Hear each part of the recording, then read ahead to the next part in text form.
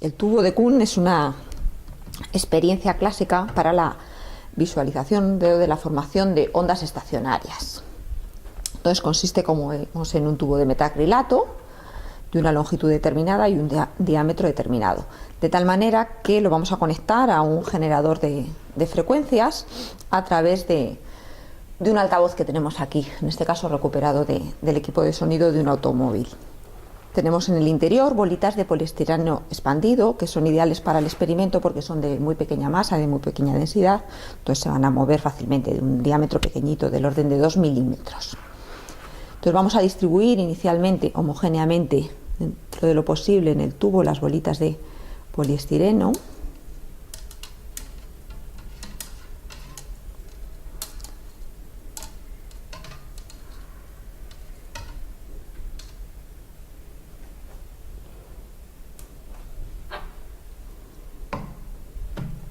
Cerramos el tubo debe estar cerrado, entonces la condición necesaria para que en el tubo se formen ondas estacionarias es que la longitud de onda debe ser una determinada dependiendo de la longitud del tubo. La L debe ser un múltiplo de la mitad de la longitud de onda. Entonces, este experimento tiene la ventaja además de que una vez que se forme el perfil de ondas estacionarias nos permite determinar también la velocidad de propagación del sonido en el aire. Entonces conectamos el generador de frecuencias, un generador que nos permite seleccionar la escala a utilizar, lo hacemos en la escala más baja, modificar la amplitud correspondiente, tipo de onda y elegir la frecuencia. Entonces en este caso, como ya conocemos cuál es la longitud del tubo, conocemos también la frecuencia a la cual se va a producir la resonancia. Entonces en concreto nosotros vamos a hacerla para n igual a 3 porque es la que mejor se visualiza. Entonces voy a ir modificando la frecuencia con el cursor hasta alcanzar el valor de 765.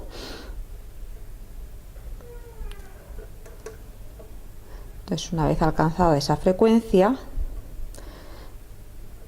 empiezo a subir la amplitud. Entonces vamos a ver cómo pues, el sonido va a ser capaz de mover las bolitas de poliestireno.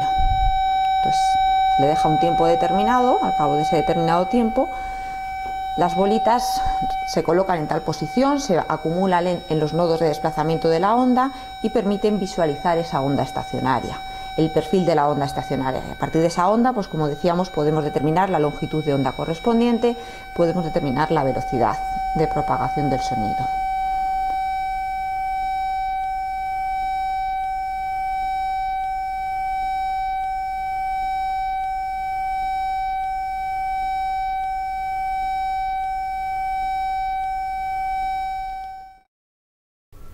Si por el contrario ahora elegimos una de las frecuencias que nosotros conocemos que es armónico, vamos a elegir un armónico anterior y vamos a comprobar que de nuevo las bolitas vuelven a moverse y reproducen de nuevo una onda estacionaria, pero con un perfil distinto al anterior.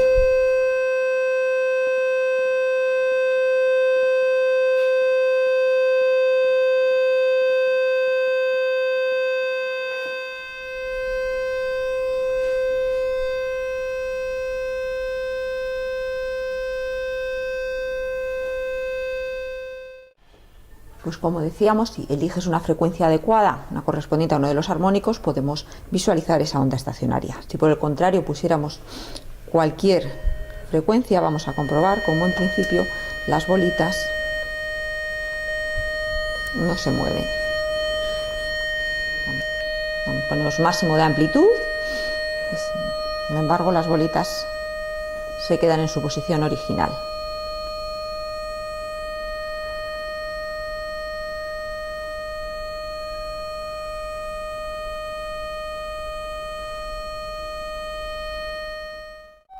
También el experimento nos permitiría ver cómo, como sabemos, el tono audible de un sonido se asocia a la frecuencia. Entonces podemos ver precisamente cómo, dependiendo de la persona, se puede ir modificando, realizar un audiograma, modificar la frecuencia del sonido y ver dónde cada persona deja de percibir ese sonido. Y veremos que las diferencias además son importantes.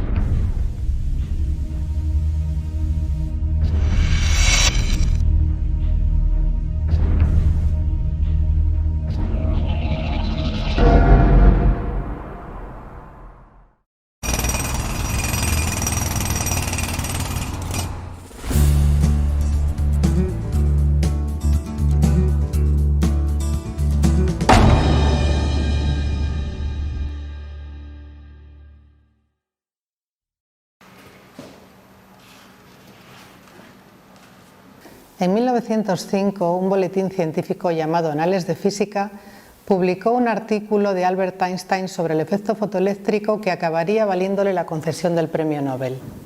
Lo que muy poca gente conoce es el artículo que venía justo a continuación. En él, Heinrich Rubens y Otto Krieger-Menzel proponían una demostración con un tubo lleno de gas. Este tubo producía ondas estacionarias con sus llamas cuando se emitía un sonido en su interior. El fenómeno y la explicación es similar al de las ondas estacionarias que podemos ver en otro vídeo de este departamento.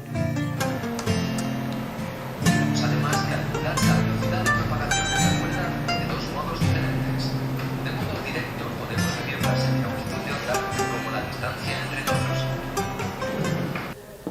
Pero hay diferencias con las ondas de una cuerda y hasta una cierta polémica. Por un lado, el tubo se encuentra herméticamente sellado, pero en el otro extremo está cerrado por el altavoz que genera los sonidos. Dado que su membrana vibra con la frecuencia del sonido, el tubo se comporta de un modo más parecido a un tubo semiabierto. Los orificios permitirán la salida de la llama que variará su altura en función del flujo de gas que escapa por él. Escogiendo las frecuencias resonantes adecuadas, conseguiremos una distribución senoidal de las llamas.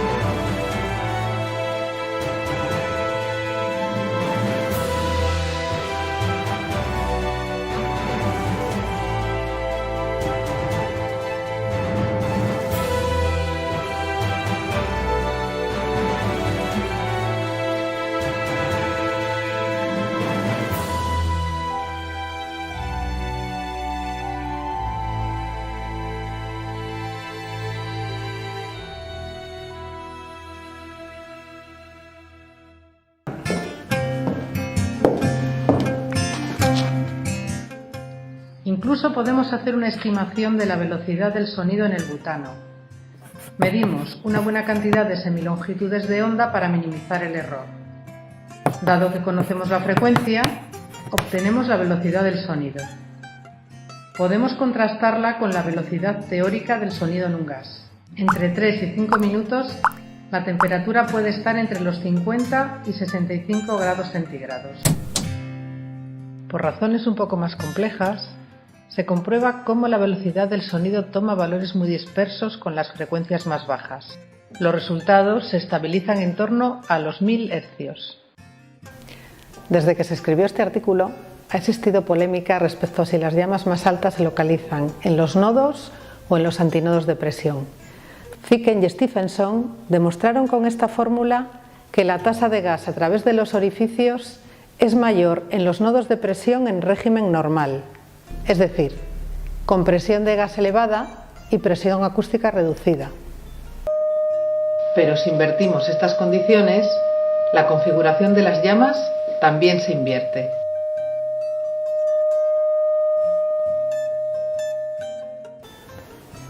No hay ninguna duda de que las matemáticas están presentes en la música, pero nunca en el talento musical.